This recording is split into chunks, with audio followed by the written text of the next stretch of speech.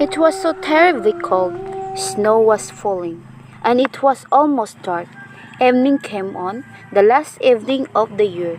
In the cold and gloom, a poor little girl, bareheaded and barefoot, was walking through the street. Of course, when she had left her house, she had slippers on. But what good had they been? They were very big slippers, way too big for her, for they belonged to her mother. The little girl had lost them running across the road, where two carriages had rattled by terribly fast.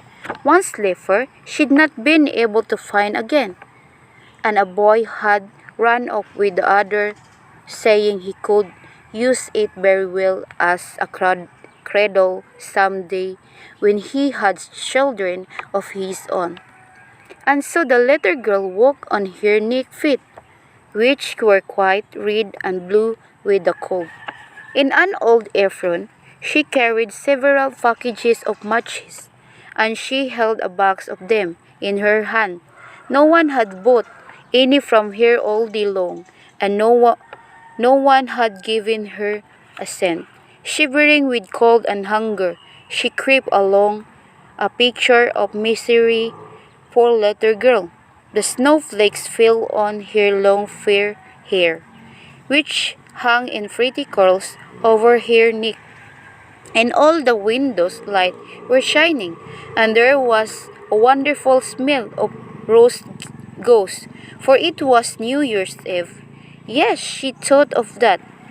In a corner formed by two houses, one of which projected farther out into the street than the other, she sat down and drew up her little feet under her.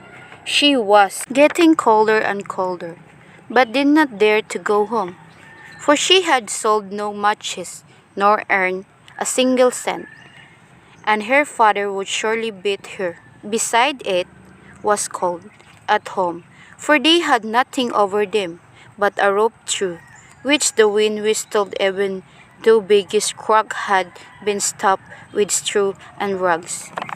Her hands were almost dead with cold.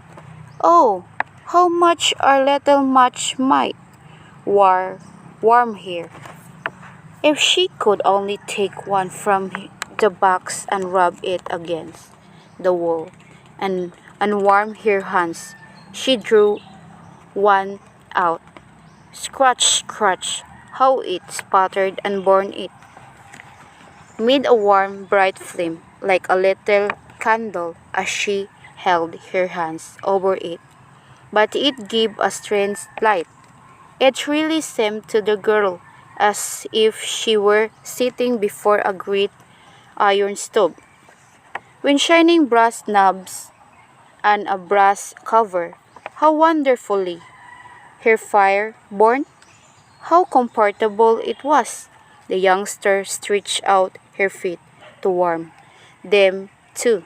Then the little flame went out, the stove vanished, and she had only the remains of the burned match in her hand. She struck another match against the wall. It burned brightly, and when the light fell upon the wall, it became transparent like a tin bill, and she could see through it into a room. On the table, snow white cold was spread, and on it stood a shining dinner service. The roast goose stem gloriously stuffed with apples and prunes. And what was still better, the goose jumped down from the dish and waddled along the floor, with a knife and fork in its breast right over to the little girl. Then the match went out, and she could see only the thin cold wall. She lighted another match. Then she was sitting under the most beautiful Christmas tree. It was much larger and much more beautiful than the one she had seen last Christmas through the glass door of the rich merchant's home. Thousands of candles burned on the green branches and colored pictures. like those in the print shops looked down at her. The little girl reached both her hands toward them.